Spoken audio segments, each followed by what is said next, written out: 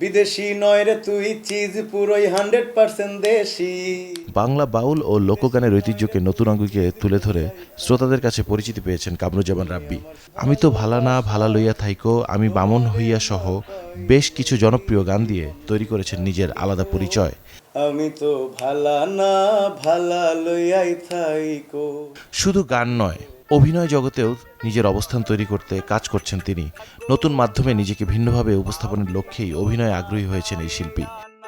অভিনয় করছি বিভিন্ন ধারাবাহিক নাটকে, 1 ঘন্টার নাটকে অভিনয় করছি।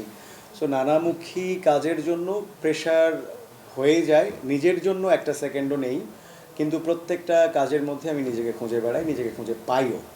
বাউল গানকে আধুনিক শ্রোতাদের কাছে পৌঁছে দিতে নিয়মিত কাজ করছেন রাব্বি। তবে তিনি মনে করেন ভালো গান করতে অভিনয় জানাটাও জরুরি। এই বঙ্গদেশের ট্রেডিশনটা এরকম যে গায়নরা অভিনয়ের পাশাপাশি গান করছে বা গানটার মাধ্যমে, অভিনয়ের মাধ্যমে গল্পটাকে প্রকাশ করছেন।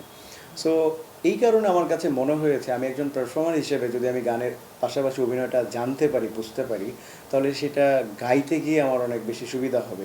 অভিনয়ে যুক্ত হলেও নিয়মিত গান করে যাচ্ছেন এই শিল্পী। নিজের মৌলিক গানের পাশাপাশি সিনেমার গানেও কাজ করছেন তিনি।